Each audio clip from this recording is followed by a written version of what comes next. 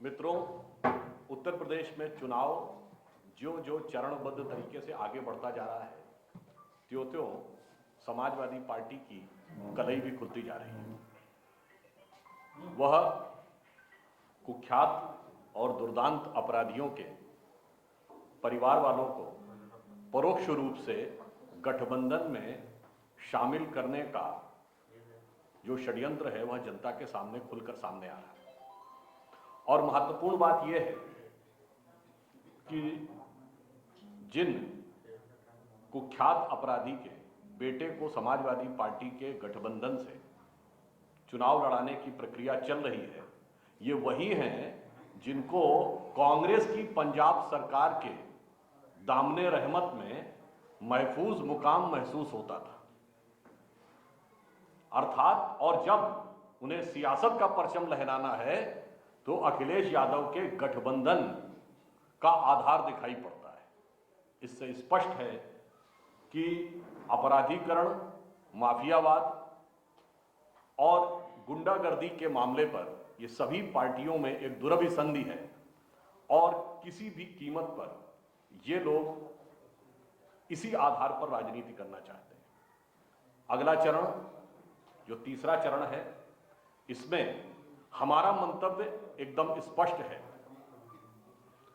इन चरण में जिन जिलों में चुनाव है वहां एटा में हम मेडिकल कॉलेज बनवाएंगे, अलीगढ़ में एयरपोर्ट, कानपुर का पुराना औद्योगिक गौरव पुनर्स्थापित करेंगे और अखिलेश जी जिसे अपना गढ़ समझ रहे हैं शायद वह भी नहीं बचा पाएंगे और वो केवल अपनी पारिवारिक जागीर को बचाने की जद्दोजहद में लगे रहे। अर्थात इस तीसरे चरण के आते आते बहुत साफ हो गया है कि हम विकास के मुकाम पर उत्तर प्रदेश को उत्तरोत्तर आगे बढ़ाएंगे, वो कभी प्रत्यक्ष तो कभी परोक्ष, यानी कभी सीधे कभी पीछे के रास्ते से माफियाओं और अपराधियों के साथ केवल और केवल भाईचारा निभाएंगे। धन्यवाद। क्या कराई जा सकती है?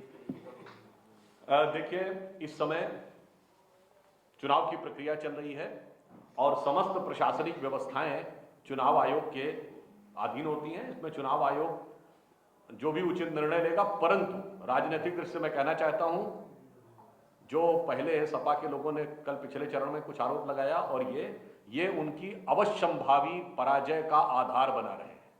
यानी वह जो उनकी तयशुदा शिकस्त है उसका आधार वो पहले से बनाते हुए प्रतीत हो रहे हैं, ऐसा लग रहा। और अभी और आने वाला चरण आने दीजिए, हो सकता है चुनाव परिणाम आने के बाद वो ईवीएम वगैरह को भी कोसने लगे तो कोई बहुत आश्चर्य की बात नहीं। सुधांशु जी, 2 हत्याएं कल हो गई दूसरे चरण के बाद, एक शाहजहांपुर में हो गई, बूथ एजेंट और एक आजमगढ़ में हो गई। बस ठीक, पर क्या कहेंगे? आज बाइट है भाई। तो एक सवाल ये, दो हत्याएं हुई हैं, एक आजमगढ़ में, एक शाहजहांपुर। देखिए, जो आपने बात कही, जब भी कभी उत्तर प्रदेश में हत्या, अपराधीकरण, अपहरण, फिरौती इस तरह की घटनाएं होती हैं तो बरबस समाजवादी पार्टी का शासनकाल याद आ जाता है।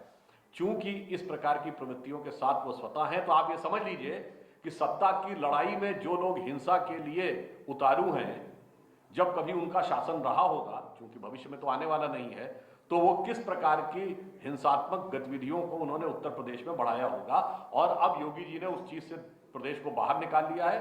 अगले चरण में उत्तर प्रदेश का इस दृष्टि से एक नवीन कायाकल्प जनता के आशीर्वाद से इस दूसरी पारी में भारतीय जनता पार्टी करेगी। बहुत धन्यवाद।